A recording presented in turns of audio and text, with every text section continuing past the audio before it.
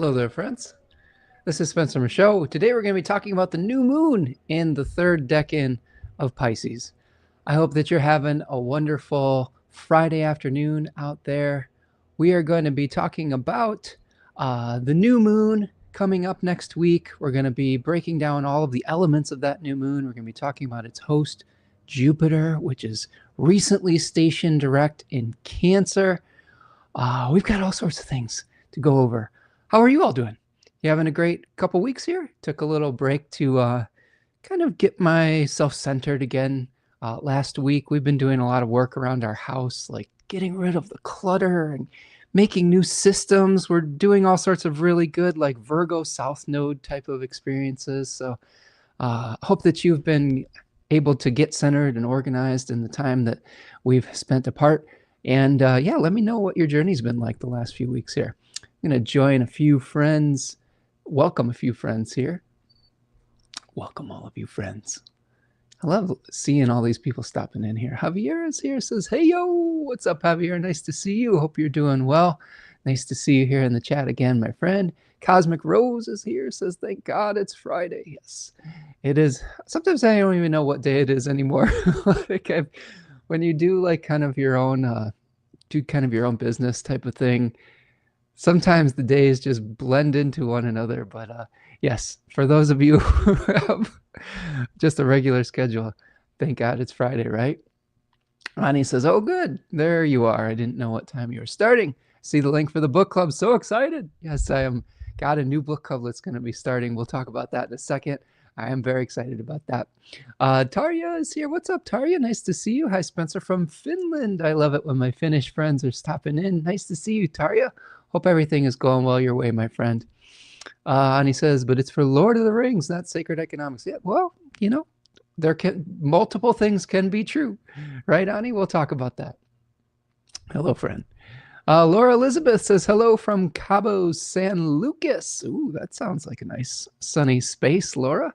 Hope everything is going well your way and that you're soaking in some sunshine. It's pretty cloudy and cold here in the Midwest. We had about a 70-degree day the other day, and then it dropped like 40 degrees. It is 30 degrees. It's just how it goes in the Midwest. But hope you're having a wonderful time down there, down south. Okay, so thank you, friends, for stopping in. Yes, we are talking new moon in the third decan of Pisces today. Before we get to that, let's do some announcements. We do have some announcements that are coming. Okay, so you can find me over at spencermichaud.com. Hey, I'm Spencer. Nice to see you. Nice to meet you if you are new here. I am an astrologer who goes live generally each week here. We talk about the new moons. We talk about the full moons. We talk about all the astrology in between those lunations. We do monthly forecasts. I also do readings. So if you are needing some help, if you are needing some guidance, organization, an accountability partner, some feedback on what the stars have in store for you, go over to spencermichaud.com, click on the book now button, and I would be happy to work with you to let you know what's going on with the stars for you, with your transits, with like the interaction between the planets now, or if you want to dive into your own natal story and learn about the repetitive cycles and the stories that keep repeating in your life and maybe try to nudge fate in a certain direction, you can find me over there as well. You can also find me at the store at that website as well. I have a number of webinars, including the webinars related to the decans that I'm going to be talking about here today. I have a wonderful series with my partner Tanya Andrews called Dignity and Devotion, where we break down all of the significations of the 7 traditional planets and help you craft a magical practice and an elective practice around those planets. I also have some webinars that talk about the synchronization between tarot and astrology. So click on the book now button over there. And yes, I do have a new class that's starting. Nani, it is not the Sacred Economics Book Club yet. We are still working on that. But I am excited to announce that I do have the Silmarillion guided group study that is going to be starting on March the 30th. So I've been going on a deep dive journey with a number of wonderful friends on The Hobbit and the Lord of the Rings. We've been talking about the connections between astrology, the Lord of the Rings. We've been looking at the charts of the actors. We've been looking at the charts of the characters because we've been trying to figure out how, like, what is Frodo? What is going on with Frodo? Frodo, his birthday is September the 22nd. Well, you're thinking, oh man, that's the Libra Virgo cusp. Not so fast. In Middle Earth time, Frodo is a Leo. So there's been some interesting kind of explorations with that. I've got a great group. We've been, going on this journey for the last year and a half or so. And now we're going to be diving into Tolkien's kind of, legendarium, like the legends and myths that show us how Middle Earth was formed, the spirits and gods that help create all of the beautiful stories that are referenced in the Lord of the Rings. It really helps to enrich our understanding of the Lord of the Rings. It shows kind of how the rings came to be, as well as the Cimmerils. This is great if you're like into not only the movies, but the Rings of Power series as well. It gives you a lot of background information with that. And we're going to be starting this on Monday, March the 30th. And we're going to be going until end of July or so. So if you are into that, if you're into astrology, even if you haven't read The Lord of the Rings yet, this can be a great way to get into Middle Earth, to understand how Middle Earth came together, and you get to do it with some wonderful friends as well. So sign up for that. Payment plans are available. It's also, if you are struggling financially, I also have an option to pay what you can. Send me an email, Spencer Michaud, astrology@gmail.com. If the price isn't something that's in your wheelhouse right now, I would just love for people to have something that they can come and join and build some community and do some cool astrology and get into this fantasy world as well. Super cool. So don't let the price be an obstacle. If you're really interested in the class, I would love to work with you. So that is starting March 30th. Check it out. You can find that on my website. There's a link that I pinned here as well. As far as the other class that I've been putting together, I'm waiting on that a little bit. I'm putting together another class that is associated with astrology and economics. But there's some work to be done with that. That is a huge topic full of history, and it's going to take a little bit more time to come together. And I needed to get this one out into the world as well and birth this little class baby first, and then we'll see where we're at with the next part. So thank you for your patience with that, but hopefully you'll join me for the Silmarillion in the meantime. I also have a beautiful partner, Tanya Andrews, who has a magical business called Third Coast Mojo. And she has been releasing products left and right, friends. We did a beautiful election. Tanya did, really, with Jupiter in Cancer recently. Jupiter in its exaltation, the place that loves to be an honored guest in the house of the moon. And she did a number of different workings for that particular election. And this one that got released this week is called Divine Dream. And it is a classic conjure or hoodoo formula that helps you with lucid dreaming, helps you with sleep. If you're having trouble sleeping, this is a great one. This is a great one to have peaceful sleep. So go check out Divine Dream, Jupiter and Cancer oil over at Third Coast Mojo. It's part of this series. So I'll show you some of the things that we've been releasing here. Jupiter and Cancer Sugar Daddy oil. If you're needing to grease the wheels for like maybe some help from the universe, this is a great one to go look at. There is the Get Lucky oil, which is a Jupiter Cancer election. This is a hoodoo luck formula. There is the Just Judge with Exalted Jupiter. If you're having some legal issues, this can be a great way to smooth over that process. There's, of course, the base series with Exalted Jupiter. All sorts of really great stuff there. I've been wearing all of it every day as a guinea pig, and it's just super fun. Magnificent Money is another one through that.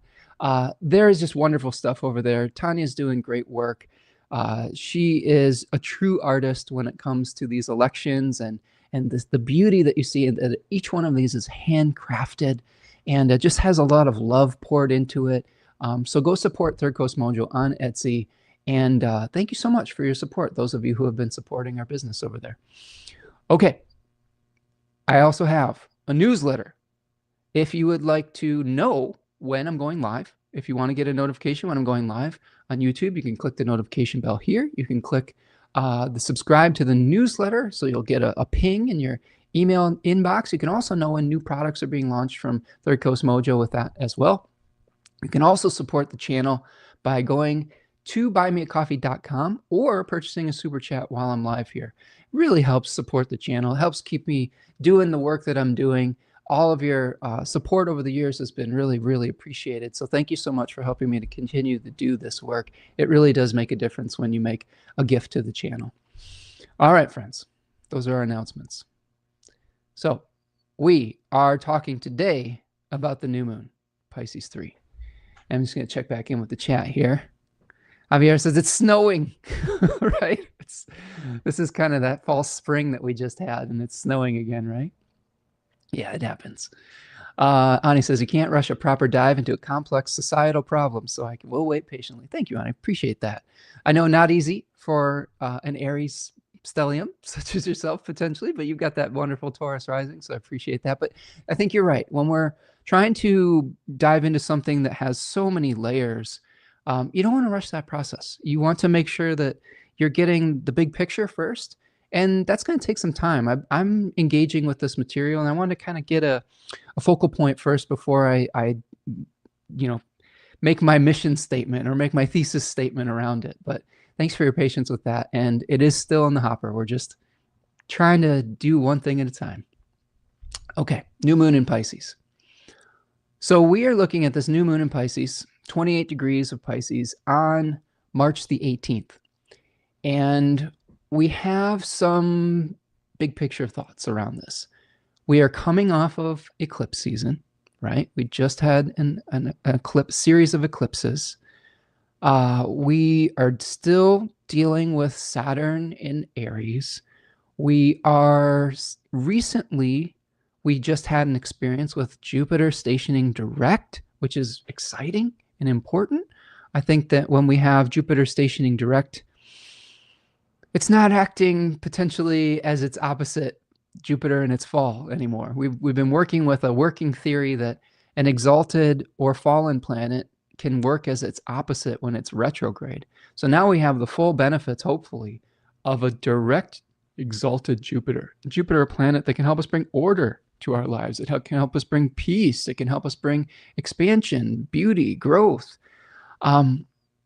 We've been doing a lot of this in my household. We've been really reorganizing the home, getting rid of old clutter, clearing the decks for new growth to come in. It's really hard to expand and create new growth in your life if you've just got a lot of clutter.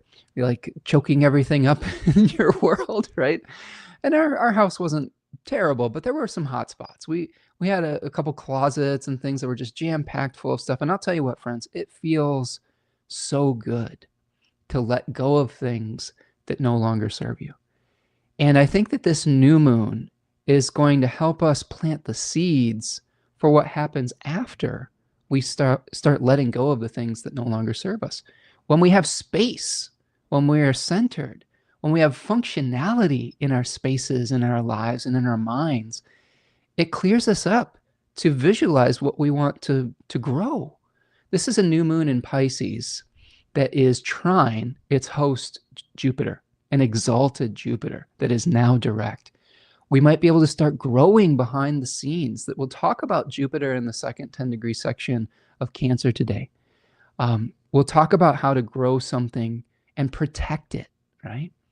But most of us have been going through this kind of closing off old, tying up loose ends, letting go of old karmic knots, letting go of old stuff, realizing that, sometimes we deserve better, right? I think sometimes we hold on to things because of old traumas. We hold on to old things, old relationships, old ideas, old methods of approaching problems that when we start to heal from those challenges, the coping mechanisms that we use to deal with those previous traumatic events aren't really appropriate for the lives that we're living now. So I think that as we start to release some of those things, that really frees us up to visualize, to dream a little bit with that divine dream oil, right? And to be able to visualize a future that we want to create together, okay? And I know it is a little bit difficult right now because there's a lot going on in the collective. In the week that I was away, there was a few things that happened out in the world. We've got a conflict right now with Iran that the United States initiated. We have just a lot of things going on in our government systems, in our collective, in our neighborhoods, all of the challenges we've been dealing with the rise of corporate fascism in Western civilizations over the past few months, years, etc. There's a lot going on. And one of the things we'll talk about today, specifically with Pisces III, is maintaining hope. Even when our emotions are swinging from the heights of ecstasy to the depths of despair, we have to maintain elpis, or hope. Elpis is the Greek word for hope. And we'll talk about that today. So this is a great new moon to start planting seeds for the things that you want to create in your worlds. Whether it's in your personal life, whether it's in your communities, as within, so without, as above, so below. And when we understand that, something as simple as cleaning out a closet in your home can be the first step to cleaning out some of the clutter in your mind. It can be the first step towards feeling so clear with your intentions that you can start manifesting your dreams of peace, of community, of centeredness. When we take away stressors in our life, and make no mistake about it, friends, a cluttered, disorganized home, a dysfunctional home adds stress to your life every single day. And when we start to do little things, little actions like that to increase our ability to be productive, to increase our ability to find our things, to utilize the abundance that we have, that lowers our stress level so that we can have enough bandwidth to start new things. Because we're going to be coming up on a really important spring equinox after this new moon in Pisces, where we're going to be launching new things. We're going to be launching new ideas. We're going to be launching new products. We're going to be launching new whatever, right? And to be able to do that with clarity rather than doing it with anxiety is really important. I've learned a lot of lessons in the last few years, and honestly, in the last few weeks, about simplification. Last year around this time, my partner and I were trying to plan out our garden. We had a vision to start a food forest in our backyard, to remove some of just all the weeds and whatnot. And really, we found out we had to remove, a couple tons of concrete that were buried in our backyard, like concrete blocks that were a foundation of a previous garage or something like that. And to plant trees and bushes that would produce food, not only for us, but for local wildlife as well. And that we were going to grow a bunch of our own food with raised beds and things of that nature. And we ordered 300, 300? Was it 300? It felt like 300. It might have been more like 50 trees. I think we had 50 trees or something like that. Between the bushes and the trees, there was a lot. And we had to create space for all these things. It was just too much. We tried to do too many things. And we succeeded with some of it. And then some of the projects failed. And this year, the approach we're taking is less is more. And I think with this new moon in Pisces III, getting clear about what your most important vision is, what is motivating you, getting clear on your meaning, on your purpose, and what you're willing to sacrifice for that can be really important as we move into the spring season. Okay, so what we're going to do is we're going to try to figure out, hey, what is most important to us? What new stories do we want to tell in our life? When we understand the meaning and the story that we want to tell, the form can take shape much easier after that. If we start with attachment to form, if we start with attachment to method, then sometimes we're using wrong form, wrong method, old form, that will make it more difficult to manifest that particular dream. So those are some of the things that have been kicking around in my brain around this. This new moon is also going to be sextile Uranus. So there might be some new ways of solving old problems that have, sometimes descended into corruption in our lives. When you can't find, the tools that you need to do new projects, that is something that has descended into chaos. And by clearing that out, you're restoring order. You're being able to control something in your environment. I know that a lot of people, myself included, have felt a lot of helplessness sometimes when we see some of these macrocosm issues that come down, like war, like difficulty with resources, with the government, etc., with all of these challenges that we're experiencing as a collective. Sometimes it feels like we're so small and like, what can we do, right? But I think that a way to start taking back a feeling, even if it's small, feeling of being able to have some kind of influence, control, etc., is starting by just what's right around you, being present right in your space. And I'll tell you what, it feels so good to do so. Even with those of us who are a little bit potentially neurodivergent, my partner and I have been doing a lot of studying on how to organize our time and our space with some potential challenges with ADHD, with just having a different type of brain. Doesn't mean that we're flawed, doesn't mean that we're broken, just means that we have to figure out things that are a little bit different than maybe normal people do. We're discovering that we're really visual people. We are very much out of sight, out of mind types, right? And we have a little bit of time blindness. So we've been learning how to retrain our brains so that we can have an understanding of time that is more realistic, okay? We're also putting things out in our space that we want to use visually rather than hiding them behind doors and drawers, etc. We're labeling everything. I'll tell you what, Tanya did this amazing decluttering of our bathroom closet. We've been teaming up on various hotspots, and I did my little part, and she did a bigger job, right? And then she got these beautiful clear plastic bins and put everything of like kind of, you know, all the things that are alike together, and then made these little labels. And I'll tell you, my little Virgo stellium heart was just so happy seeing these labels, seeing these things like, oh, this is where this goes. And sometimes that can be really just, it can alleviate a lot of stress and anxiety, knowing where to put something, right? Knowing where something goes without having to make a million decisions. So how do we start taking back some of the, I don't know if control is the right word, but putting a little bit of order to chaos in our lives? And again, we can do that in small ways as well. And Uranus can help us to find new ways of thinking, new ways of organizing, new ways of approaching old problems that have been vexing us for quite a long time. Now, this new moon is also applying to Neptune. So we have to be careful about what we dream up around this new moon.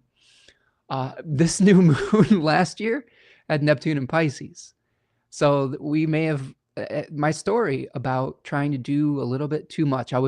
There's all these buzzwords I've been learning about how to for example, this one, how do we stay below our complexity ceiling, right? When we try to do too many things and we try to work above our complexity ceiling, we end up getting paralyzed. We have too many choices. We don't know how to begin. We have too many things pulling our attention in a million different directions. And that's what we did last year. We tried to work above our complexity ceiling. We got a lot done, but when you do that, if you have any setbacks, it can be really demoralizing. So this new moon is not conjoining Neptune the same way that it was last year with Neptune and Pisces. Neptune's now in Aries, but it is applying within roughly 3 degrees. It's close enough to remind us that we should probably be aware of reality versus fantasy, right? How do we keep things simple? How do we stay below our complexity ceiling so that we can have continued success day after day, rather than feeling like we're a failure because we overshot our mark, right? Really important. And a really big shift in the way that we contextualize, I think, our lives and what success really means. Another kind of little piece of that, we've started writing two things. Tanya and I love to make lists, but we would have these huge lists, and then we would be like, which one of these things do we do first? And we'd try to do like 7 things in a day. Well, now what we're doing is we're saying, we've got a time block in the morning, and we've got a time block in the afternoon. And we're going to pick one task to achieve in that morning block and one task to achieve in the afternoon block. And we have it written on our refrigerator on a dry erase board saying, hey, we're going to, this is simplifying this. If we can get these between the two of us, I guess they would be these 28 things 28 degrees of Pisces new moon, 28 things that are on the refrigerator, right? If we can get those things done in a week, that's enough, right? And sometimes the tasks continue over. Sometimes you have to erase and readjust, but it simplifies. Sometimes those 28 things are not just 28 things. They are things we're working on together. But it really helps to say, I'm going to focus on this one thing in the morning. Then I'm going to focus on this other thing in the afternoon. And I'm going to give myself space for life to happen, right? Because when you pack your days too full, there's no space. There's no space for 2K, for chance, for fate, for the wheel of fortune to spin one way or the other. And when you learn to work with fate, like it's right there in the title and the description of this channel, make friends with fate. When you start to make friends with fate, you leave space for things that you don't expect. And this is true with our budgets. This is true with our time and our tasks. Really important to leave that space in your life. I think this new moon in Pisces is going to help us create space. Now, the new moon is also conjoining Mars, Mercury, and the North Node, aka Rahu. Mercury is going to be conjoining that North Node, increasing our questioning of our old stories, helping us to tell a new narrative. We just had Mars conjoining the North Node. And the first decan of Pisces, we'll talk about the different decans of Pisces here today. But the first decan, right, if we look at the first decan here, Pisces 1, 8 of Cups. Now, the new moon itself is in the third decan. Keep that in mind, 10 of Cups. But the first decan is where Mercury and Rahu are going to be coming together, and where Mars, recently conjoined the South or the North Node. Actually, it's conjoining it today as I'm recording this, if I think about that. And what this is helping us to do, it is helping us to understand the old repetitive narratives that have been churning away in our subconscious for years and years and years and years. For myself and Tanya, a lot of those kind of repetitive narratives where you've got so much potential, but why haven't you been able to do more in your life? Like, both of us have constantly asked that question. And I had a really nice conversation with my father about this too, because he would always say, Spencer, you got so much potential. You're so smart. And like, he's a Pisces 1, and he would always be pumping up me as a good dad would. And there was some parts of that made me feel like, man, my dad always told me I was so smart and I was so capable of so much, but why do I feel like I'm not achieving all the things that I had hoped to achieve in my life? And my dad was like, I was talking to him about this, and he's like, well, do you think that you're damaged goods, Spencer? I'm like, no, I don't think that. We were talking about learning about neurodivergence. I'm like, no, I don't think I'm damaged goods. I think that I just, my brain just works a little bit differently. And there are certain things and challenges where I've had to work twice as hard for the same results that it would take someone that maybe has a little bit of a similar way of thinking to normal society would have to work through things. And some of that comes through being able to see too much. I think that is part of the challenge sometimes if I'm talking about my own experience. Sometimes I feel like I see too many things.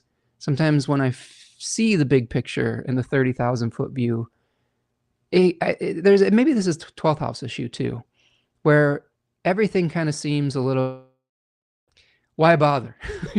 Like, why are we bothering with this? And I think we bother because we become the meaning creators.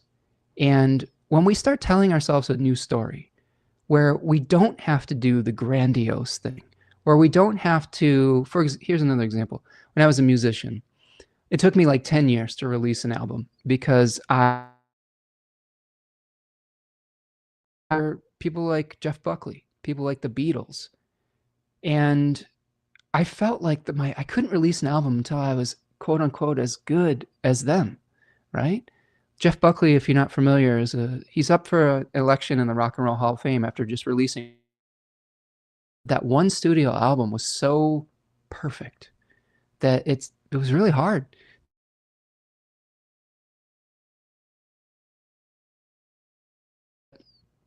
You don't necessarily have to be perfect. To wait until all of the circumstances are correct to do things, that by seeing that grandiose vision, you might be stopping yourself from taking the daily steps, the tiny steps that will actually lead to success. It's not a one grandiose gesture type of thing that leads to success in life. Sometimes we have epic moments like that, but most of the time, there's just this hard, sometimes dirty work behind the scenes, just showing up each day, maybe doing a little bit less each day, but showing up each day to do those small things. And that's what adds up over time. And this is a way of changing a narrative. Okay, so with Mars conjoining the North Node today, and then Mercury conjoining that at this new moon, how do we start removing? Mars severs and separates the old narratives and the old stories. How do we start asking questions about what we want the new story to be with Mercury conjoining Rahu at this new moon? How can we tell a new story? And it really starts one day at a time. I will tell you again, to combat both Tanya and I's experience of time blindness, more of a challenge for Tanya than it has been for me, but I suffer from some of it as well. I suffer from getting into, as an artist, I would get into flow states. And I don't know if it's suffering. Sometimes I like being in the flow state. But what that will do is that sometimes I'll look up and I'll be like, oh my God, I've been playing guitar for 5 hours. I've been writing this song for 10 hours and I should have eaten, I should have slept, right? And in coming to that understanding that we have to be careful about entering into the void or entering into the liminal spaces of our lives, that helps us really to be able to have more manageable bites at the apple, right? So those are the new stories that we're telling ourselves. And we've been keeping journals about how long we think a task is going to take and then how long it actually takes to retrain our brains. It's really powerful stuff. And telling a new story, leaving behind these 8 cups of material success. You know, this is really what this is, abandoned success, the book T calls it. The labyrinth, Austin Coppock calls us, where we're trying to see into the core of what really makes us us. And a lot of times what makes us us is our beliefs. So we're leaving behind old ways of doing things. We're leaving behind old belief systems. We're trying to find a way back home to our centers, like Odysseus did, trying to find his way back home. Okay, this to me is the most Odyssean decan, right? Trying to find our way back home. It's a little confusing. There's a little detours along the way, but we still have this siren song that's calling us back home. So that is a part of this new moon as well. This new moon also is going to be square Jupiter. And this is actually Venus is going to be square Jupiter, excuse me. Let me just bring, I'm just going to bring the, let me bring the chart up so you can see it. One moment. Okay. So you can see with Venus square Jupiter, here we have Jupiter here, 15 degrees of Cancer. We have Saturn here. So here is Jupiter, 15 degrees.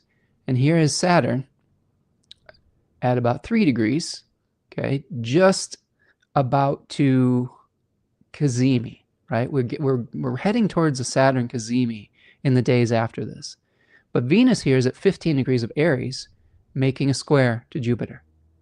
So one of the challenges with this particular new moon is how do we know our limits, right? Venus in Aries is in its exile. Venus in Aries, second decan of Aries, is related to these royal decrees. So here is the second decan of Aries with the 3 of Wands. It is a solar decan. It is one where we say, this is what I believe in. This is who I am, right? We spend the first decan of Aries that Saturn is going to Cazimi in, saying, this is who I'm not. I reject this. I need to leave the collective behind to strike out on my own. When you get to the second decan of Aries, you say, here is what I believe in. Here are my virtues, Okay, the Lord of Virtue, they call it in the Book of Thoth. Established strength, the crown, Austin Cobbett calls it, because of the degree of exaltation of the sun at around 18 to 19 degrees of Aries in this decan. So Venus is here. We may have an attraction to making these royal decrees of saying, I'm really loving telling it how it is and saying, this is what I believe in. But it is making a square to Jupiter in Cancer. We have Jupiter in Cancer. We'll talk about this a little bit more in a second, but here is Jupiter in Cancer, the Three of Cups. And this is the Lord of Abundance, the walled garden.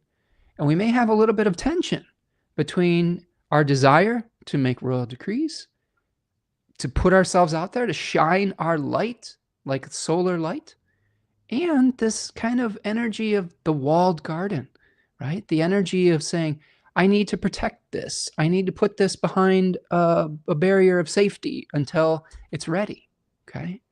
So this is kind of what I'm doing a little bit with the economics class. It's not ready to be born yet. It's not strong enough to run yet.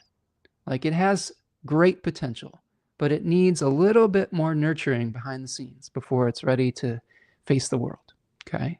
And this might be what we're working through, is how do we balance out our strong desire to state our value system and the need to protect and grow behind the scenes in a way that can be patient, in a way that can support growing that to its full fruition. So one thing that is a feature of this, it also is something that can lead us to very, very strong desires. Venus is, of course, the exaltation lord of Pisces as well. So we have both of our kind of rulers, I guess you could say, of Pisces, Jupiter and Venus, kind of squaring off with one another. This is an aspect that could lead potentially to pursuing something too quickly that could make us feel a little bit vulnerable, right? If Venus in Aries says, I want this, I want it right now, I'm not going to wait for it to come to me, I'm going to go pursue it, right? Venus in yin signs, Venus in Taurus, for example, says, I'm going to wait patiently for this good fortune to come to me, right? I'm going to be open to receive the good fortune. I don't need to dictate or pursue it. Everything comes to me in its own time. That patience may be a little bit tested around this period of time, right? We may be trying to do too many things and do them too quickly. So how do we balance that? How do we bring balance to the force there? We stay below our complexity ceiling. We try to do less each day. We be realistic about how much time, resources, and energy we have. I'm struggling right now because I want to launch my sacred economics class. I want to continue to purge my home of the clutter that are in multiple areas of it. And I also want to start my garden and build a couple raised beds in my backyard, which, to be honest with you, there's some things that are in the way of that. The place where we want to build these raised beds, there's like asphalt. And I'm trying to figure out, how do I remove the asphalt? And also, how do I trim the trees to get more light back there? Those are two giant projects. So that I may be trying to go above my complexity ceiling with some of those things. So how do we start to balance all those things out? And we might have to make some choices. We might have to say, you know what? We might not be able to do all three of those things. We might have to pick two, right? We may have you may have projects in your life where you say, I want to do A, B, C, D, and E. You may only get to choose A and B, right? But you can do those really well. You can protect them. You can bring them to fruition rather than starting 5 things and feeling frustrated when you don't finish any of them. Okay. So this is a feature of this new moon that we have to be a little bit careful. All right. Now let's talk a little bit about the sun and moon in Pisces III. So here is the decan associated with the new moon itself. Do me a huge favor, friends. If you're just joining, if you've been enjoying this, smash the like button, subscribe to the channel. Appreciate all of you being here each week. It's such an honor to be your astrologer and your friend. So thank you for being here, and thank you for the support on the channel as well. Let's talk about Pisces 3. Okay. So we talked about Pisces 1 a little bit. Let's look at it as a story. Pisces 1, leaving behind old narratives, leaving behind previous material successes in search of meaning, in search of home, in search of a core value system. Okay. We get to Pisces 2. Okay, that was a Saturn ruled decan. That's endings and beginnings. Okay. Get to Pisces 2, we've got a Jupiter ruled decan in a Jupiter ruled sign where we're trying to like bridge the gap between our vision and our reality. Okay, we're putting out our vision into the world. We're making a wish. All right. Susie Chang calls this wishes and fishes in 36 Secrets, which is her book that is very much like 36 Faces, but takes a more of a tarot approach. Okay. This decan, the second decan, is sort of saying, put your vision out into the world, but release attachment to the method that it is going to meet you at. This decan also gives us a little bit of Sorcerer's Apprentice energy, where we may be trying to fly before we're quite ready. When we get to the third decan, we're in a Mars-ruled decan, or Mars-ruled phase. And when we have Mars in a Jupiter-ruled sign, okay, we have sacrifices that we may have to make for the greater good, for the greater purpose, vision. Now, Austin Coppock calls it a cup of blood. To be able to meet this vision, the 10 of Cups, the rainbow decan, right? We may need to give something up. We may need to sacrifice time. We may need to sacrifice resources. We may need to sacrifice old beliefs. We may need to sacrifice old narratives that were holding us back.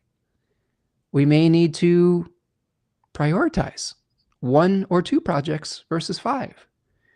We may need to put our physical labor into it. It could be a labor of love. How many of you have gone and done these outdoor projects? How many gardeners we have today, right? Maybe done these outdoor projects and you get blisters, you scrape yourself up, you get little injuries here and there, but you're doing it for the greater good. You're doing it to achieve the vision. Okay. I know last year, the cup of blood that we gave to our garden was many, many, many hours, probably 2 weeks worth of digging giant, like 40-pound concrete boulders out of our yard. Okay, and moving them in a pile that's still in the backyard that needs to be removed. And it was painful. It was frustrating, but it was in service of growing something new. Okay. So what type of sacrifices may you have to make for your project? This is a good time to get clear with that. Now, this decan also can lead us to extremes of emotion. It can show us the greatest gifts that humanity and the universe and the world has to offer, and it can show us the most horrific things and visions as well. The depths of despair, the knowledge of our own doom, morose, right? And we have this daimon or spirit, Elpis, within this decan that comes to us through the story of Pandora, who unleashed all of the ills that we experience as human beings onto the world in punishment to humanity for stealing fire from the gods. Okay. And if we continue to focus only on those negative things, we continue to focus only on death, war, despair, destruction, it might be pretty hard to keep going. And this is where Elpis comes in. This is where the hope that was clinging to the lid of the jar comes in. As human beings, we have, I don't know if we're unique in this. I'm not another species, but many people believe that we might potentially be unique in understanding that we have limited time here on this planet, or that we have knowledge of our own deaths. There's probably some other creatures that understand that. Elephants and whales come to mind, but I digress.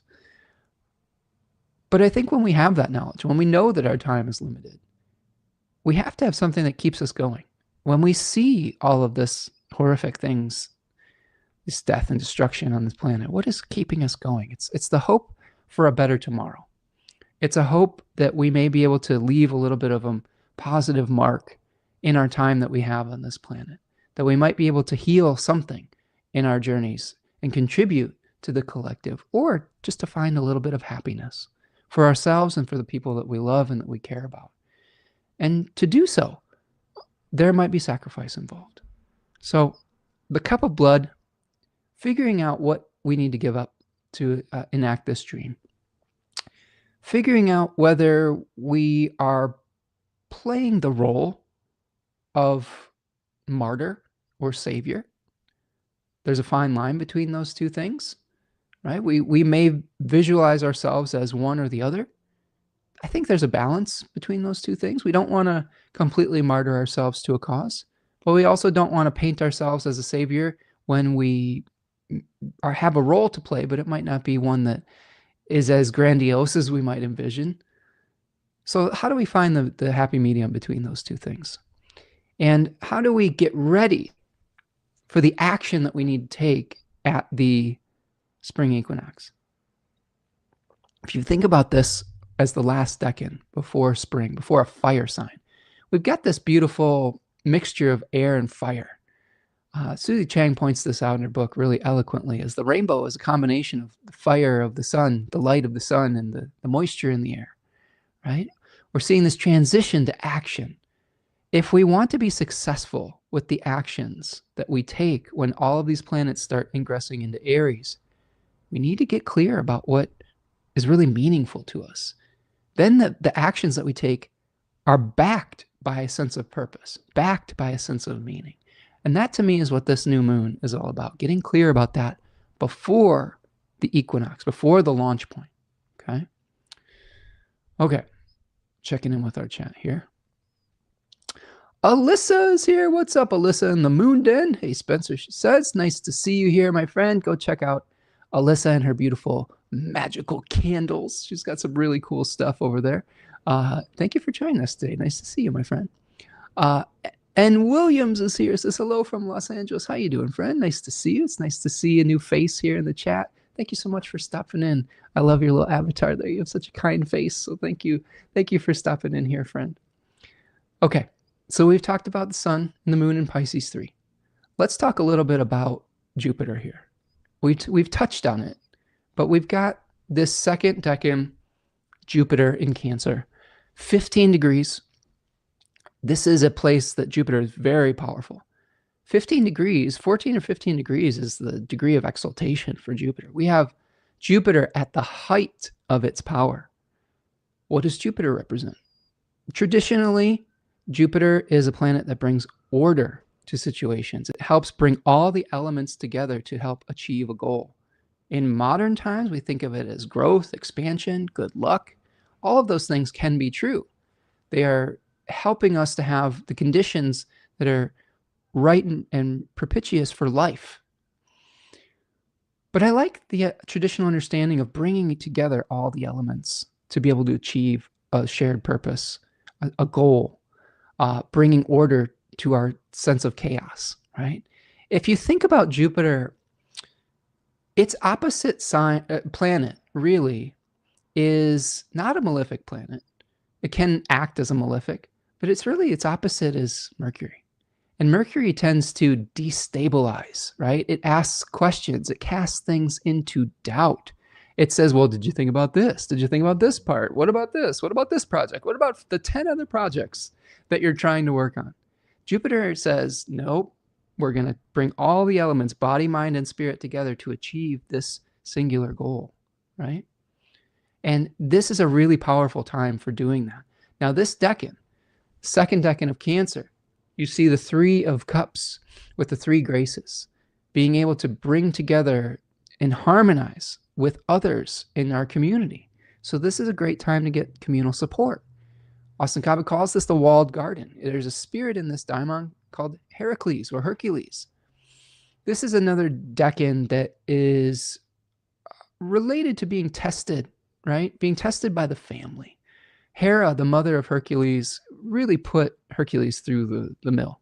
His stepmom basically put him through the mill, gave him all these labors, drove him to madness, and then kind of had him grow as a person and in humility through these labors. I don't know if that was necessarily her intention and result. So there may be some experiences where we're growing in our humility through being tested, through our labors, where we are learning about protection. We're learning about not necessarily exposing a project to the elements, to criticism, to the public too soon. Again, I have the sun in this decan, so like the fact that it's in the 12th house. So the story I told you about waiting 10 years to release an album, from the time I intended to do so to the moment it was in the public's hands, a little extreme, right? It may have been a little bit to my own detriment, trying to protect something until it was absolutely perfect or fully realized. So there is some balance between that, right? You don't have to necessarily protect things forever. Sometimes you just gotta say, good enough. Let's release that into the world, right? But this really does help us to know when to protect something and when to send it forth, okay? Yeah, appreciate you, friend. So what are we looking at here? The other thing that I would say that is important about this series of degrees in Cancer is it's close to a fixed star called Sirius. Really important fixed star that heralded the return of fertility to the Nile River Valley in ancient Egyptian culture and society. You know, the Nile would flood, it would bring these silted waters, and then when those waters would recede, the valley would be fertile again with all the shifting of the resources, shifting the dirt and the sands, etc. So this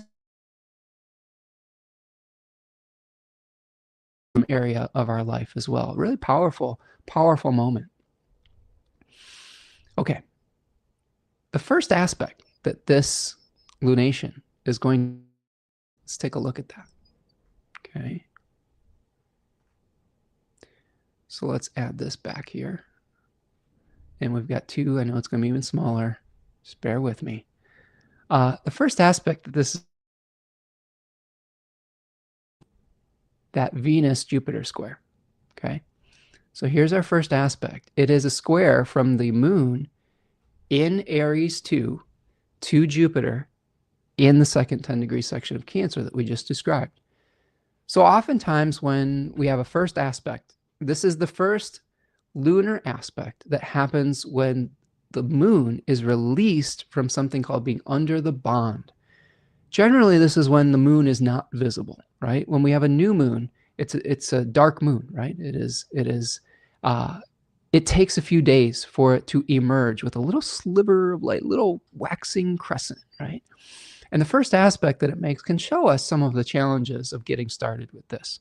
So this is really echoing the tension between Aries and Cancer of saying Aries Venus and Moon says, fuck it. This is who I am. I'm going to do this. I don't want to wait anymore. I'm not going to protect it. Like there's going to be some collateral damage. It's not going to be perfect. I just need to do it right now. Screw it. Let's go. Battle axe.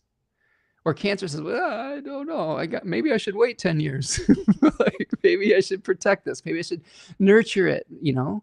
So that I do think that there is baked into this lunation that tension between protecting something and just saying, F it, let's go for it, right? And I'll remind myself of this as I try to bring some projects into fruition. So bear with me on that. We're all learning new skills around this period of time. So keep your eyes peeled for that. That first aspect is going to be coming to fruition on Friday, early hours of Friday. So you're going to be feeling this late Thursday, early Friday, depending on your time zone. The new moon itself is on Wednesday. So give yourself a little bit of like cooking time before you start seeing maybe this tension, right? I will also say the Aries planets are in the overcoming position to Jupiter. And in traditional astrology, that's actually a really important distinction. Those planets are said to kind of have. So these Aries planets are kind of saying, you know, get over it. you're going to have to do it. You don't have a choice, especially with Saturn conjoining the sun and Saturn Cazimi. We have a huge Aries stellium that's going to be coming towards the end of April. There may be factors in our life that say, you don't really have time to let this cook. You just have to kind of do it. You got to take the first step. You have to initiate this, and the rest of the answers will come to you. I think that is good wisdom with all of this. But I will also say there is a way to harmonize those two things, okay?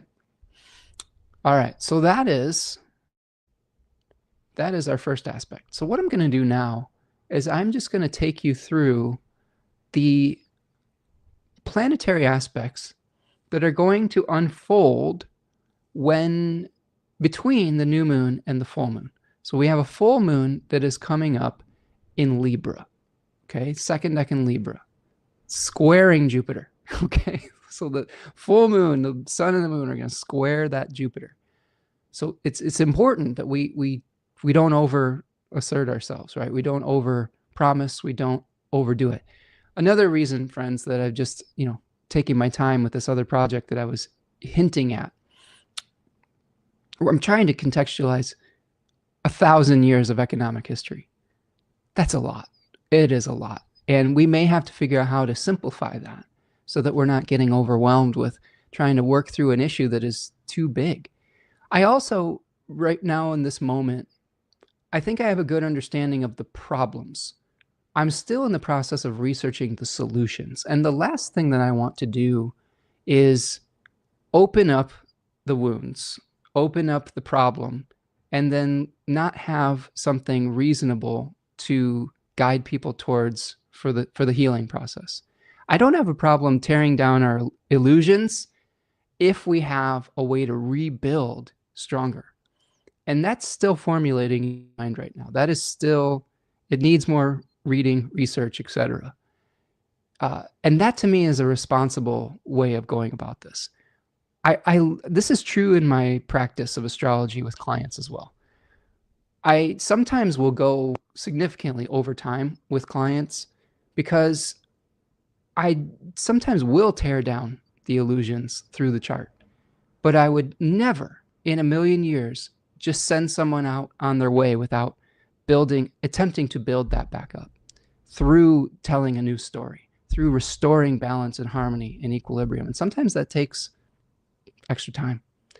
And this might be what we're going through here. Is the last thing I want to do is to tear down our understanding without being able to build us back up stronger.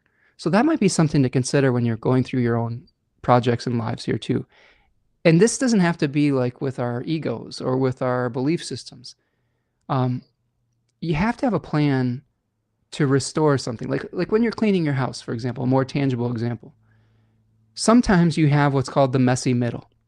When you are pulling all of the clutter out of a closet, sometimes your house is worse off temporarily than when you began because you're having to deal with all of that. You're bringing all the things to the surface. You're sort of like the Pluto. You're like the plumber that's trying to unclog the toilet, right? And that can be real messy. But you have to have a plan for putting it all back together. You have to have new storage things. You have to have new shelves. You have to get rid of some of the old stuff that doesn't serve you anymore, right? If you have too much stuff, you're not going to be able to put it in good order no matter what you do or what magic solution you have. So the same thing can be true when you're working through any type of project or through a personal issue. You need to have a vision of where you're going so that messy middle so you don't get stuck in the messy middle. You don't get stuck in a project where you got all these things started, but you don't have a vision for how to do the turnaround to balance and harmony to that. So keep that in mind with this lunation, especially because we're going to need that balance as we head to the full moon in Libra. The sun moves into Aries. Okay, we're going to be going over we've got the new moon just in the inside. For those of you who are following along, inside chart is the new moon. We're going to keep that static, and we're going to move all of these things around the outside, okay? If you're watching at home. So the 20th, we have the sun moving into Aries. This is our our spring equinox, right? This is sort of seeds being planted. The sun's going to automatically be applying to a conjunction with Neptune. So keep things realistic. I can't stress enough to myself and to others to stay below your complexity ceiling. That is a great way to alleviate stress in your life. Doesn't mean that you can't be ambitious. It just means that we have to not try to overshoot our ambition, because that's hubris. That is one of the things that was the most punishable thing by the gods in ancient civilizations, was hubris and thinking you know better than the gods, right? On that spring equinox, Mercury is going to be stationing direct. So we have Mercury around 8 degrees of Pisces stationing direct, conjoining the North Node.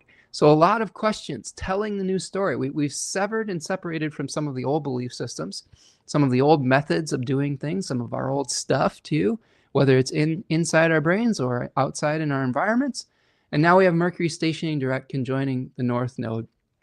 Maybe a little bit of confusion about what comes next, but live into the answers. Do some poetry, right? Do some figurative language exploration. Think of your life as a metaphor, right? Think like, remember Cloudy with a Chance of Meatballs? He's, what is his name?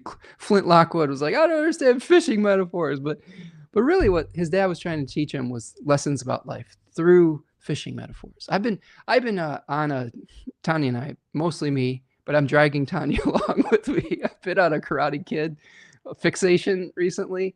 We watched all 3 Karate Kid movies, and this was because of like, it was just on cable at one point, and I'm like, well, let's just watch this proper. And this part of this started from the next Karate Kid, which is the terrible one that had Hilary Swank in it, but I digress. Mr. Miyagi would teach through metaphor. He would be indirect with the way that he was teaching his lessons. He says, here, go wax my car, right? And he's having them do these circular motions, wax the car, show me wax on, wax off, right? And he's like, here, go sand the deck, show me sand the deck, show me paint the fence, right? Up and down. And at first you don't know what he's getting at. Daniel LaRusso certainly didn't. He was like, what are you getting at, Mr. Miyagi? I feel like I'm just doing your chores for you. And then it all comes together through indirectly. And Miyagi's like, all right, show me each of these chores. Show me paint the fence. Show me wax on, wax off. And he's like throwing punches at him. And Daniel's like, whoa, whoa. He's like, just like blocking every punch and kick. And then it all starts to dawn on him that Miyagi's been teaching him the entire time. So there are so many different ways that teachers, that the universe can guide us in the right direction. And it is not always immediately clear to us. And with Mercury stationing direct in the first decan of Pisces, conjoining the North Node, pay super attention to the symbolic language and omens that come to you. It may be a bird. It may be something you see on television. It might be a movie you see on TV. I don't believe that there's any real coincidences, really. Like I sometimes when I see something on TV and I start to get like a little bit of a connection with it, there's something in that person's chart that is activating my chart or is activated in the collective. I will often see a movie or really start to like pay attention when some actor's chart is activated or something like that. And these things happen all the time. We don't really recognize when we're being spoken to by the universe because we don't always get entrained to it. But when we start paying attention, when we start listening and, dare I say, looking for those sometimes, we can start to see with different eyes. And this Mercury stationing direct in Pisces is going to be speaking to you in maybe a Mr. Miyagi voice. You may not understand in the moment why you're painting the fence. You may not understand why you're waxing the car, but there's going to be a moment where it all comes together and you're like, aha, this is what the universe has been trying to teach me. This is what Miyagi-Do has been all about, right? This is what, and we've also been watching the Cobra Kai series, which is, I know I'm a little late to the party with that, but it's really good. It's really good. I'm enjoying all the 80s references, and I'm enjoying the cliched themes of the 80s being turned on their head, right? Of seeing what is the aftermath of a teenage coming of age story that was rooted in 80s sensibility, and what happens when these men and women are in their 40s and 50s? What happens afterwards? It's really satisfying with a person of my generation to see, like, oh yeah, okay, like these are real people. The ambiguity between good and evil is much more complex within that show, and I think that shows real growth to me as human beings, as a culture. Now, there has been some backtracking since that show came out. There's been attempts to repolarize since that show has started to come out into like, this is all good and this is all evil. But I think it would be doing us a disservice to fall back onto those types of thinking. Okay. Now, on the 21st, Mars is going to be making the trine with Jupiter. So here is this similar energy. We've been seeing this with a number of different, hold on a second. There we go. So here's Jupiter, here's Mars. Now we've got a trine.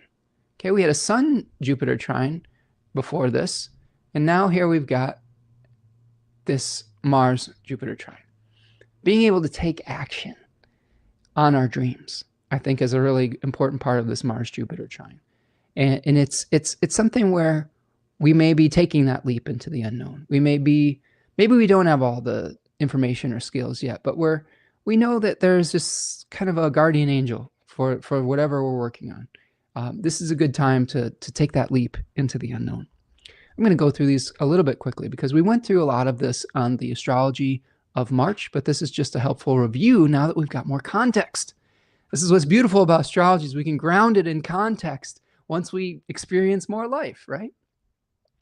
Sun is going to conjoin Neptune on the 22nd. So here is the Sun-Neptune conjunction, planting a seed for the next kind of solar Neptune cycle. It's in Aries 1. So one of the things that we have to be careful of is getting too intoxicated by Aries 1 themes. And of course, Aries 1 is related to severing and separating from the collective, going our own way, conquering new territory in the verbiage of the late 19th century, where some of these themes came out through the tarot decans, etc. But I do think that there is a glamour to making a new start, a glamour to striking out on our own. And some of that can be really healthy if we stay within our reasonable limitations. It can get really unhealthy if we are thinking that everything has to be done as an individual, thinking that we have to reject every type of community or health, and that we have this radical individualism. That starts to become more of a danger when all these planets start to stack up in the first degrees of Aries.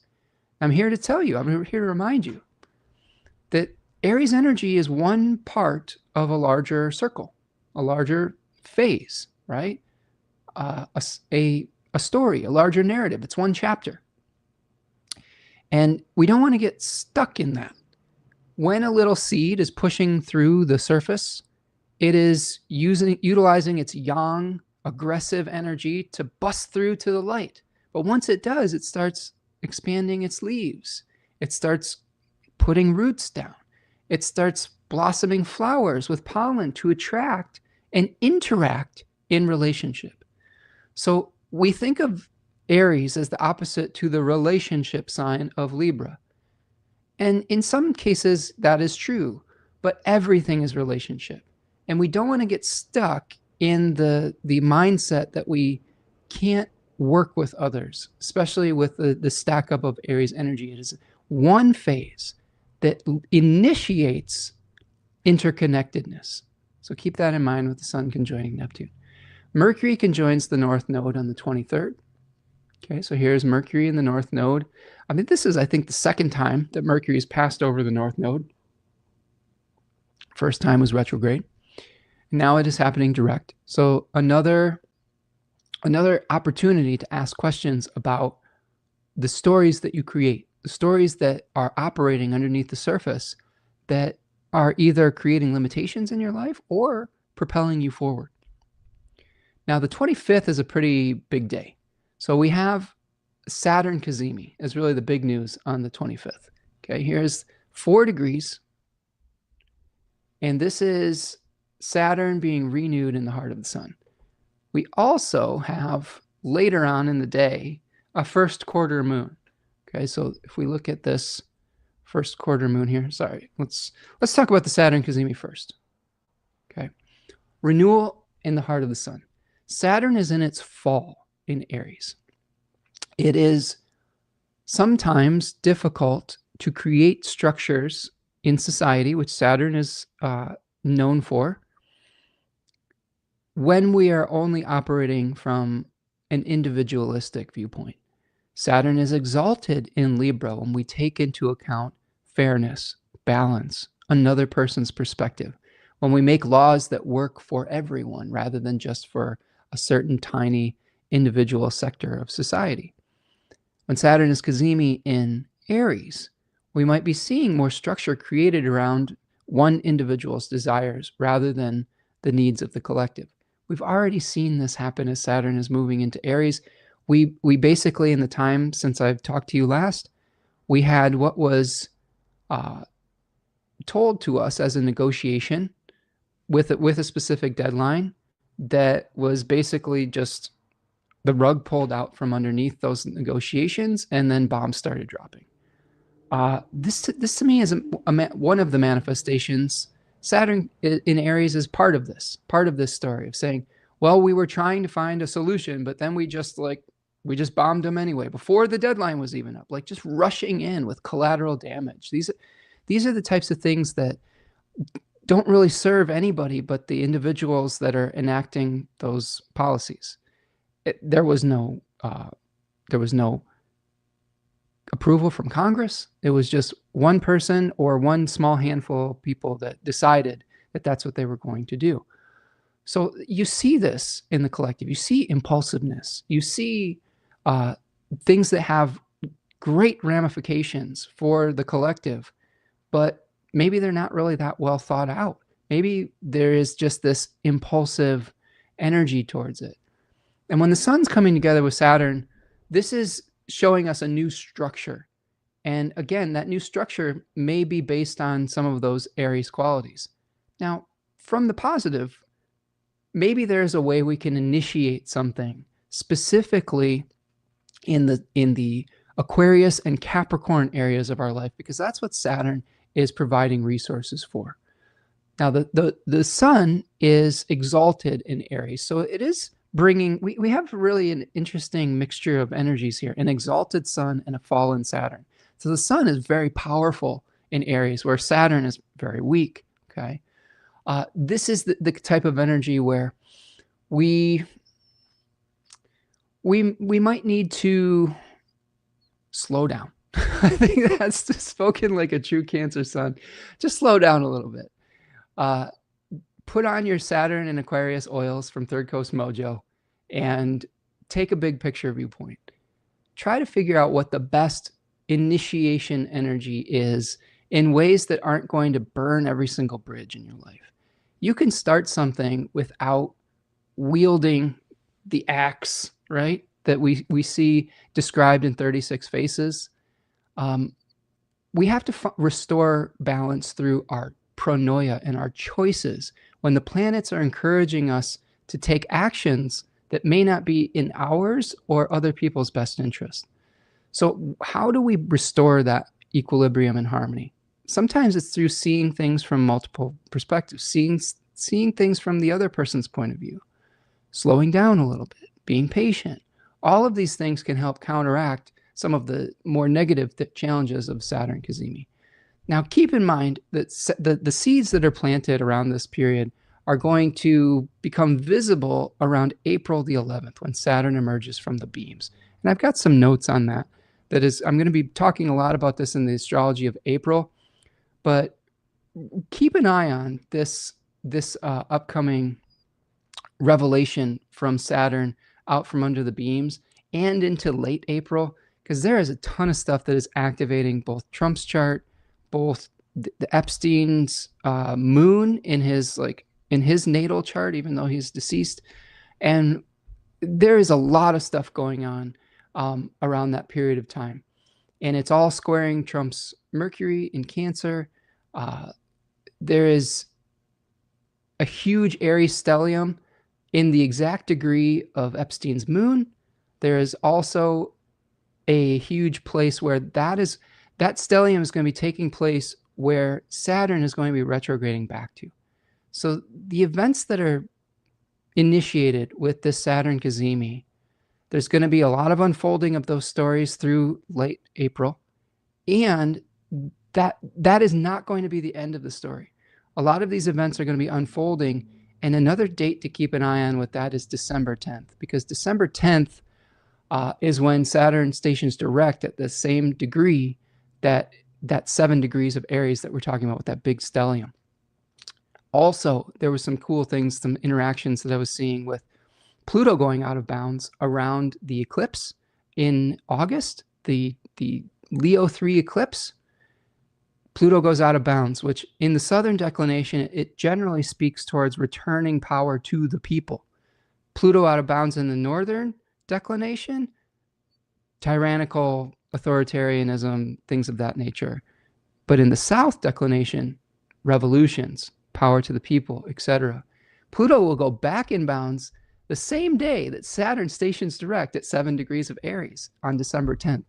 So really like powerful synchronicities with this. And again, I'll talk about this more in the astrology of April that is coming up in the weeks ahead. But I just wanted to I wanted to put that out there a little bit because there is some pretty powerful stuff coming end of April, that the seeds, we're going to see the seeds planted at this cazimi, and that we're going to be experiencing all the way until December. The first quarter moon happens on this day too. So not only do we have the cazimi of Saturn, but we have the moon moving into Cancer, making a square with the sun after the cazimi. Okay, so you can see here, here's the sun at 5 degrees of Aries, moon at 5 degrees of Cancer. This one, this square, so this is a first quarter moon, which means the light is increasing.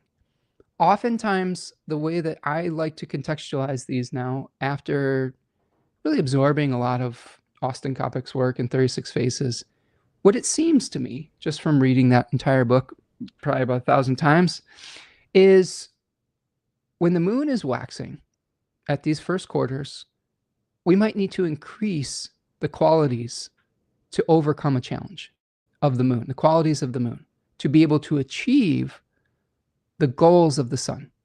So the sun is in first decan Aries. It says, I'm trying to make a new start. I'm trying to utilize my yang energy to individuate, to separate from the collective, to reject what is not me. The moon in the first 10 degree section of Cancer says, let's harmonize with a partner, right? So it's the tension between individual goals and working with others in an emotional, nurturing way.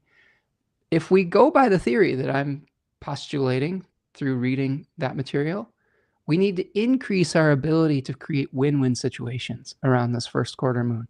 We need to increase our sensitivity. We need to increase our ability to see the emotions behind what we're dealing with, rather than just like forging ahead with fists and axes, okay? So there might need to be an emotional conversation. There might need to be like a harmonizing between your vision and someone else's. And that's okay. That's life. That's being an adult. There was another thing about the Cobra Kai show that I just kind of, they're working out a lot of their beef, Daniel LaRusso and Johnny Lawrence, and from being teenagers and competing as rivals. But there's just so many communication breakdowns, like misunderstandings that lead to a continuation of that. And granted, no spoilers. I'm not through, about halfway through season 2. But there's just so many things in life that if we just communicated a little bit better and cleared up the assumptions that we had, we would be able to release all sorts of conflicts in our life. And I think that this is a good first quarter moon to get clarity around things that we might be making assumptions about our goals versus someone else's. Saturn sextiles Pluto on the 28th. This is an interesting kind of association between two kind of outer-ish planets, one traditional, one modern.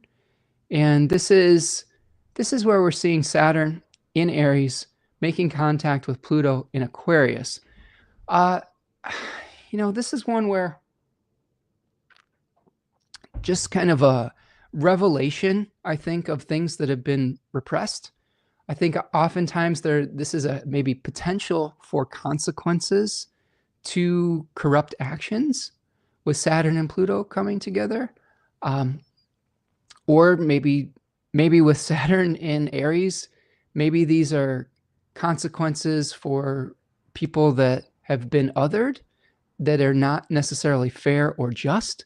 I'm thinking about like some of the actions with DHS and ICE and things of that nature. There could be more news around things of that nature with Pluto in Aquarius 1, often representing the exile, or somebody that is in a foreign land, or somebody that finds themselves on the outside looking in. And there could be new laws enacted around those types of things. I know we did, since we've talked last, Kristi Noem is out. John Wayne is in, what is his name? he's just as big of a dipshit as she is, but like, I don't remember his name. Mark Wayne, Mullen, whatever his name is. More toxic masculinity, hooray. But there may be some new things coming through that lens, right? Potentially. So keep your eyes peeled for bigger picture events that could be structural to our society with Saturn sextile Pluto. Now, the good news here at the end of this kind of month here, we do have Venus moving into Taurus. Now, Venus moves into Taurus on the 30th. It is starting to apply to a square to Pluto. We'll talk about that more in the astrology of April. But Venus is happy in Taurus. That is a home sign. It is able to be a little bit more patient. It's a little bit more letting things come to her rather than aggressively pursuing. So that is something where we could be appreciating nature. We could be receiving resources that we desperately need, or something of that nature, with the caveat and the understanding that Venus is moving into a square with Pluto. So we may be having to deal with big picture thinking versus resource management.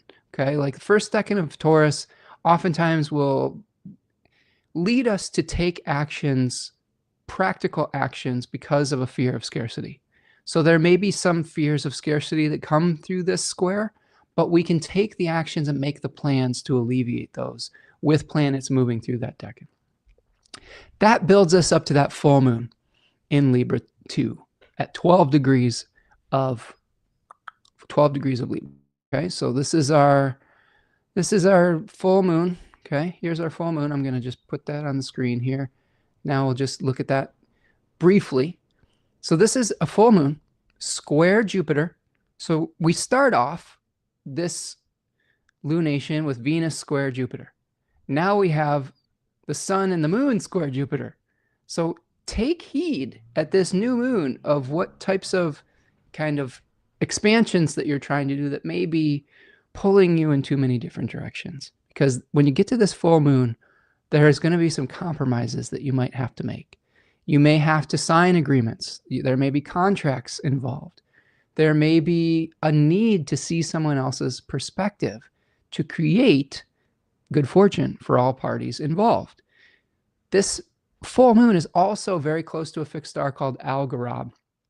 And that is the fixed star in a constellation called Corvus, which is a crow that was distracted by shiny earthly delights from his sacred mission given to him by Apollo to fill the sacred cup called Crater. So, important to stay focused on our goals and not get distracted by shiny objects, right? Really important at this full moon. Saturn's going to be co-present with the sun. It's not quite out from under the beams yet. Saturn isn't, but that's going to happen in the weeks ahead on the 11th of April, leading to some pretty intense astrology for us as individuals and in the collective by the 18th through the 22nd of April. That is a really, really supercharged couple days with like 7 planets moving through Aries at the same time. Mercury going into a malefic enclosure for a day on the 20th. all of those planets coming together, Mars, Mercury, and Saturn, squaring down Trump's natal Mercury in the 12th. So keep that in mind. And then all of those planets coming together on Jeffrey Epstein's moon at 7 degrees of Aries. So you can probably imagine and connect the dots. There will probably be some revelations around that situation that has often been distracted by or from by dropping bombs, by arresting children and putting them in detention camps. It's crazy. It's crazy what people in power will do to distract from their poor choices and poor behavior and evils that they've enacted upon others. So keep your head on a swivel around that period of time. Now, that doesn't mean that we should fall into despair. Remember, one of the main themes at this new moon is how do we maintain hope while our emotions are swinging wildly from one extreme to the next? How do we visualize the communities that we want to create? What are the projects that you want to build? What is the world that you want to live in? This is part of my whole motivation between the prospective class that I've been doing. This is saying, what vision do I want to create? What type of new just economic system do I want to live in? How do I want to use the language of astrology and symbolism to help us to learn how to embrace things like gift economy, of how to understand how things actually work now and why they don't work now, so that we can make choices in the future to figure out what does work. Same thing with Silmarillion. How do we inhabit a fantasy world to be able to teach us about the world that we live in? One of the things that's great about the Silmarillion is, first of all, it helps us to contextualize a number of events in the Lord of the Rings. But it also teaches us about overshooting our mark, about greed. It teaches us about getting in conflicts with family members. It teaches us about the consequences of pride. I think this is a really important lesson that comes through that entire book, and it can really be applied to our everyday lives. So I hope that you'll join me for not only the other class that's formulating, but hopefully there's some Tolkien fans out there that'll join me for the Silmarillion here too. So I'm just going to plug that one more time here before we kind of start heading towards the final thing here. Guided group study, Silmarillion, starting March the 30th. It's been so much fun working with the group that we've had going together. It's super, super nice folks, very knowledgeable, kind hearts, and we've been really finding a lot of truth, like Mr. Miyagi helps Daniel find truth in an indirect way. We've been finding a lot of truth and synchronicity between our lived experience with the collective and in our own lives through the study of The Hobbit, The Lord of the Rings, and now the life work of J.R.R. Tolkien's Silmarillion. So I hope that you'll join me for that. There's a link to that in the description of this chat here today. And then you can find it also on spencermichaud.com. All right, I'm checking in with the chat, and then we'll do it for you here today. Ani says, I'm going to stop what I'm doing to say good riddance to Ice Barbie. Hope that Bad Wee falls out in prison while her filler deflates. She needs to be humbled to heal. Rest in peace, demon. I think there's a lot of people out here that share that sentiment. I think that my thoughts on that are that it just feels like we are getting rid of one awful person and installing another one. There has to be a whole different way of thinking to get to the point where we start treating people with respect and fairness. I think that this whole administration is corrupt and nefarious. So I'm not sure how much it's going to change things, but hey, fingers crossed. Let's hope for the best. Javier says, I'm nailed to this cardinal cross. Oh, Javier, yeah, you've got a Cap rising, right? You're going to have that big T-square. So a good time to give yourself some extra space and give yourself some extra self-care around that period of time. I think especially start practicing that now so that whatever's going on by the end of April, we have good methods in place to be able to deal with maybe more stress in our lives. Okay. And William says, I love the knowledge you share. I'm learning so much. I appreciate your time. Thank you. Thank you, friend. Thank you for being here today. You have to tell me your first name so I can address you by your name. I love being able to call people by their names. So if you're comfortable, no pressure, but thank you so much for being here and for the kind words. I really appreciate that. I love hearing that people are learning from this and that it's helpful. So thanks for letting me know. It really makes this good work. Nakia, thank you, Nakia. Thank you for your kindness today. This is something that's a real value on this channel. And when people reach out and share their kindness, it really fills my heart up. So thank you for being here today, friend. Appreciate you. Okay. Sunchild Tarot. Hey, what's up, D? Nice to see you, friends. Says, hey, Spencer, I'm an hour late, but hi. We have not sprung forward yet here in the UK. Hope you're both are well. We'll rewind after you finish. Nice to see you, D. Hope everything's going well your way, my friend. Probably a pretty important new moon for you with some Pisces connections, and I hope everything's going well over across the pond. It's nice to hear from you. And yeah, well, we did spring forward in the United States, and that's why we went at 2 o'clock to stay with the solar hour rather than doing it at the Mars hour. So I think moving forward, we're probably going to be doing 2 p.m. Eastern for our live streams, just to keep it on a more positive planetary hour. Sometimes when I do things with Mars as the planetary hour, there's just a lot of martial things in the chat, and it's not really the vibe I'm going for. So thanks for hanging out with us here today, D. Ani says, totally, she's a symptom just like Trump. Yes, Ani, I agree. Yes, Christy Nome is what Ani's referring to. There are things that are rotten to the core that need a belief system change, not just a regime change, belief system. And we can start putting our energy towards that as a collective, changing our beliefs to one that doesn't incentivize people like Trump or Christy Nome to act out these nefarious things. When we start incentivizing protecting the planet, sharing with others, communal support, working together rather than competing, when we start to incentivize that, then we can create a whole new system in a world that we would like to live in. Ani says, that's why I wish her some healing, because she's been fed the lie also. 100%, 100%. And this is something that I'm seeing in the media I'm consuming through like the Cobra Kai series. Like, for example, Johnny Lawrence is he was a villain in that first few movies. But he was a victim also. He was a victim of a bad teacher. And he's having his turnaround through learning a new story, a new narrative, a new way of being. And it's really beautiful to see people changing their lives around, especially in their midlife, and undoing some of that old trauma and karma. The old axiom goes, hurt people, right? And I think this is true with a lot of people that we see in our government today too, is a lot of them just been fed really toxic narratives. And I do like to leave space for the healing, while also setting healthy boundaries to protect people who are vulnerable, right? That is the key. How do we have that fine line between leaving some space open for their healing while also strongly protecting the people that are vulnerable, that they and not let them hurt them anymore? Javier says, thanks, Spencer. I'll take your advice. No one to backslide after all that work. No goat slips. There you go. One day at a time, Javier. Keep your self-care up, friend. Keep journaling, keep exercising, keep eating well, keep getting good sleep. That's a really big one, is good sleep.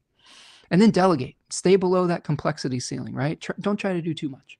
Do what you can, and then baby steps. D says, yeah, right on my son. Hopefully things get better. I hope so for you, D. Hope everything's going well your way, my friend.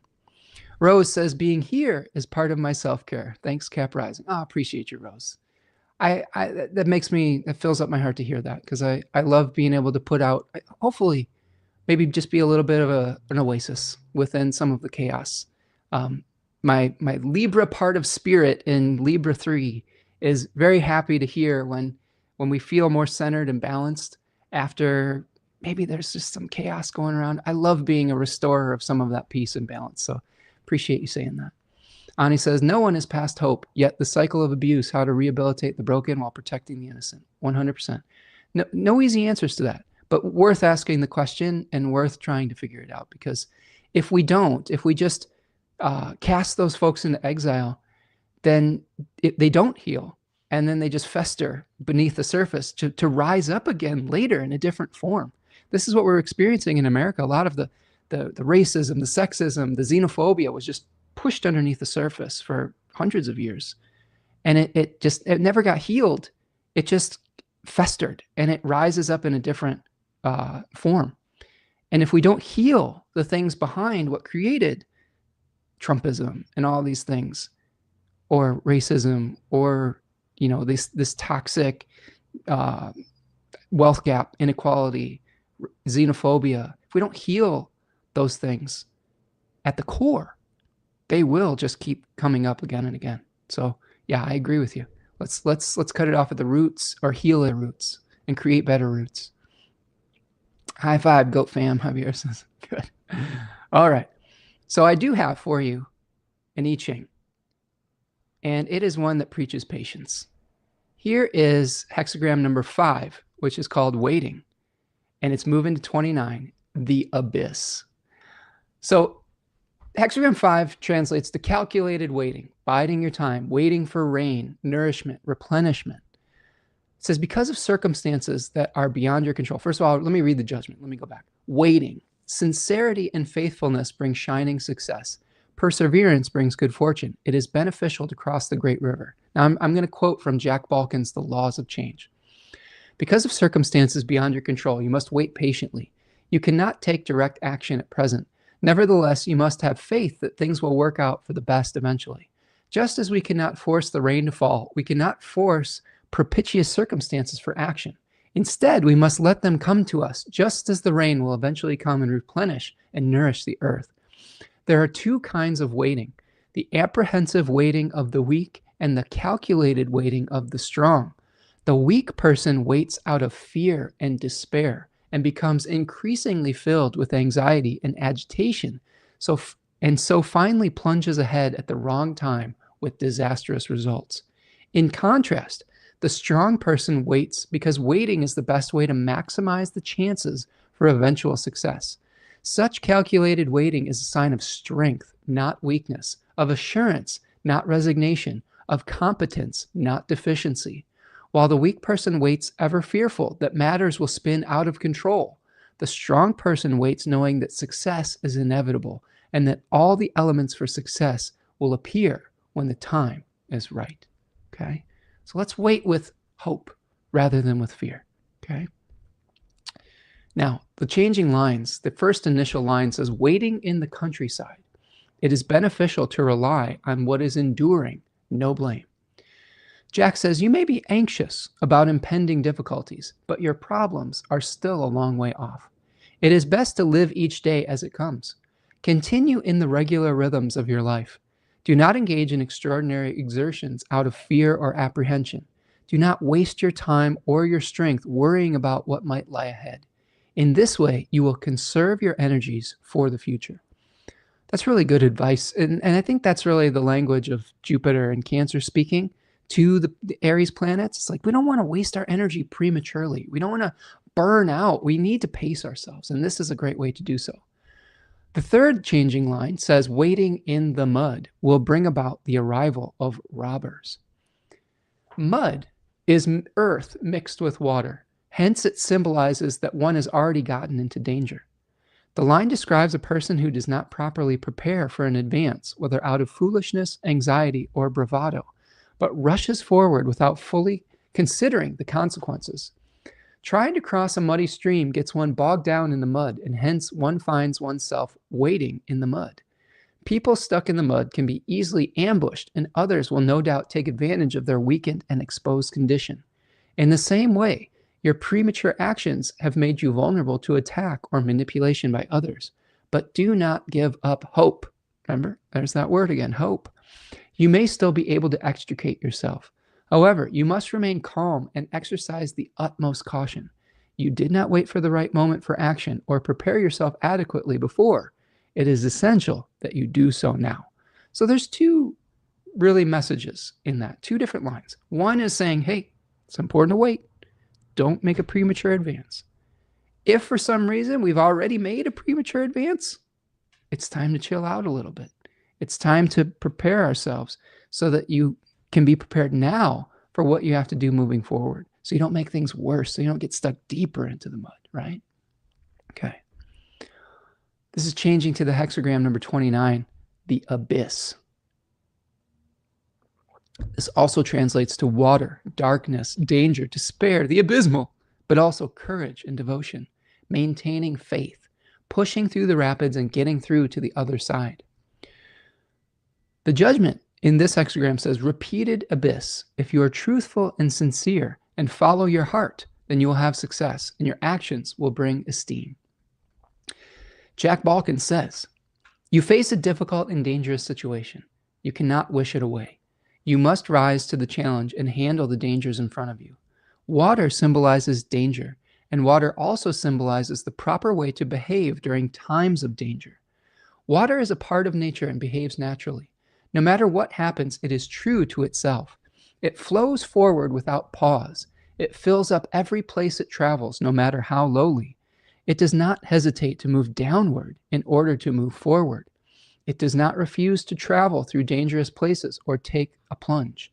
It follows its own course, pressing ever onward through rocks and ravines until it reaches the calmness of the ocean. In like fashion, when confronted with difficulties, you must be like water, true to yourself, moving forward without hesitation, and not disdaining to do whatever is necessary to push through the dangerous conditions into safety. The text emphasizes truth and sincerity. It says that you can proceed through danger successfully if you are sincere. To be sincere means that first you are not lying to yourself or deluding yourself. That's really important. This is part of getting clear about your stories that have been operating behind the scenes. Okay. Do not engage in wishful thinking. Remember we talked about the second decan of Pisces? We have to be realistic a little bit here too. Accept matters as they are and not as you would like them to be. Equally important, be true to yourself.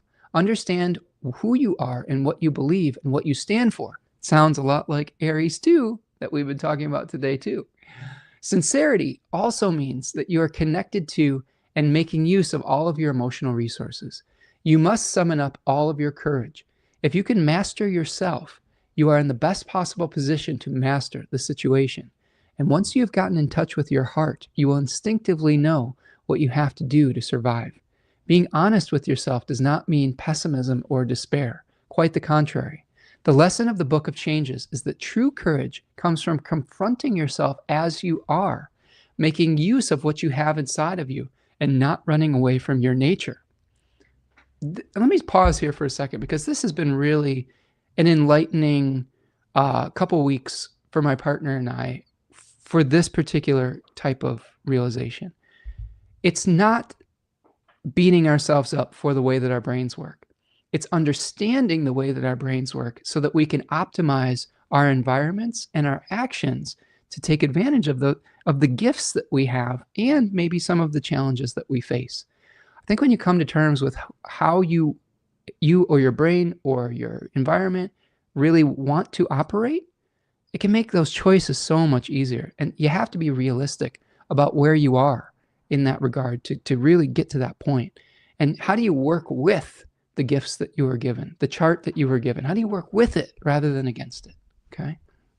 It says people who engage in pessimism and self-abuse may be as out of touch with reality and with themselves as people who display an excess of pride. If you are sincere and willing to accept yourself, you will discover that there is much more to you than you have imagined. Okay. So really important here. I love this. Now we have an animal to guide us here. Okay. Let's see. The animal we have is very watery. It's very Pisces. I love it. It's the jellyfish. Look at this beautiful jellyfish. Oh, jellyfish is great. Jellyfish is a go with the flow animal. I'm going to read to you from Melissa Alvarez's Animal Frequency. Jellyfish symbolizes to stop trying to force things in your life and instead go with the flow. Analyze your emotions and whether you're moving forward with purpose or drifting on the waves. Jellyfish can emit light through bioluminescent organs, which means for you to shine your light just as brightly. Jellyfish has two stages in the life cycle. First is the polyp, and the second, the mobile medusa phase. There is one species of jellyfish that is called immortal because it has the ability to revert from the mobile medusa phase back to the polyp stage during times of stress. This is an indication of rebirth. going back to the beginning and starting all over again. Jellyfish can clone themselves, creating 2 new organisms if they're cut in half or if they are injured. They can produce hundreds of offspring during the cloning process. This animal has talents for being calm, for certainty, cheerfulness, comforting, confident, contentment, easygoing, flexible, going with the flow, happiness, honesty, independence, joy, non-resistance, peacefulness, pleasant, sureness, trusting, unconcerned. It has challenges with being dependent, with drifting aimlessly, laziness, naivete, sluggishness, tactless, unfocused. When jellyfish appears, it is a sign to begin again. Get back to basics and find your balance. You are very adaptable, but if you make things complicated, remember complexity ceiling? You can slow your own progress. Jellyfish means to let things happen in their own time and don't try to force your will on situations. You're open and honest, but sometimes come across as too blunt or appear tactless, even if it's unintentional. Your words can sting and cause undue upset if you've spoken without finesse. Be sensitive in your approach to obtain positive results. Jellyfish means to trust your inner self. You are connected to universal wisdom. Jellyfish warns that it is easy for you to get dehydrated. When working or enjoying being outside, make sure that you stay hydrated by drinking plenty of water. Jellyfish can assist you when you're stressed out, aggravated, impatient, or feeling on edge. It can help you relax, give you patience, and take away some of the tension of your emotions. Jellyfish brings harmony and peaceful feelings if you'll listen to its message. It means to have faith in yourself during trying times. Everything will work out, especially if you're transparent in your feelings about the matter. Jellyfish relies on the ocean currents and waves to help it along and will pulsate its bell, the rounded top part, to move forward. This means that you may need to rely on the help of others to get where you are going, but you also have the inner strength to get there on your own if you choose. You are easygoing, but also independent, so it might be hard for you to accept help.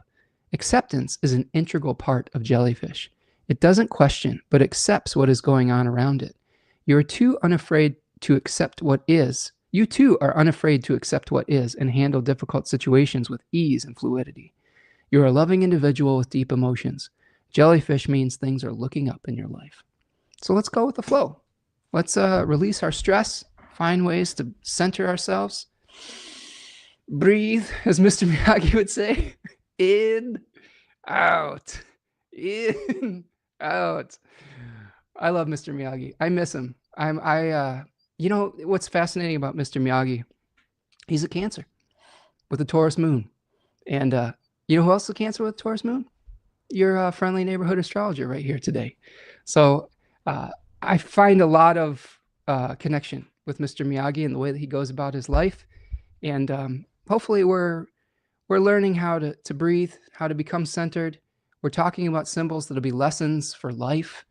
And maybe through some of these digressions and through some of these metaphors, we'll actually learn how to meet the challenges of life rather than feeling out of whack, out of center, out of balance. Balance is so much a part of the Karate Kid, and it's a really huge part of life in general, is finding the right balance of life and the right balance of action versus stillness.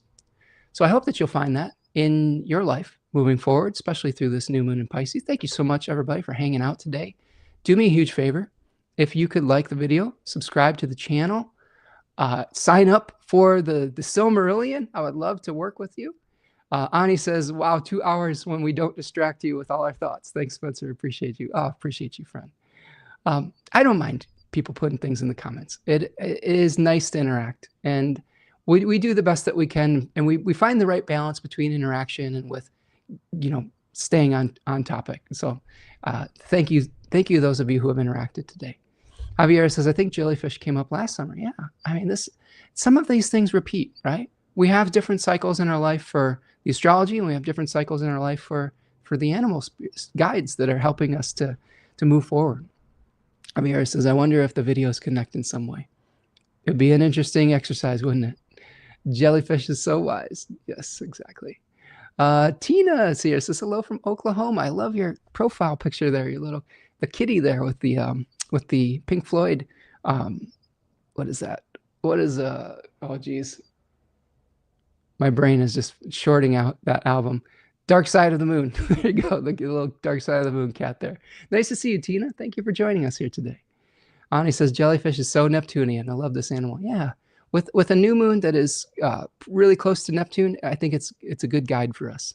Tina says, be the river, not the rock. There you go. Flow around the obstacles, right? With patience and with gentleness. Ani says, did you see the Karate Kid sequel when they grew up? I kind of loved it. Yeah, we watched, we've been going through all of the Karate Kid movies. We went through the first one, which is the OG, right? Where he wins the All Valley Karate Tournament against Johnny Lawrence and overcomes Sensei Kreese and all those folks. We watched the second one where he goes to Okinawa. We watched the third one where he, goes astray with and joins Cobra Kai for a period of time, but then turns it back around.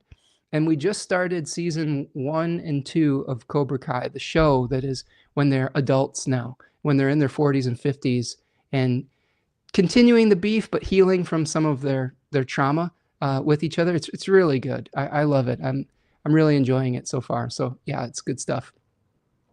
All right, my friends, that's what I've got for you. You can follow me over at Spencer Michaud on social media. You can find me at spencermichaud.com.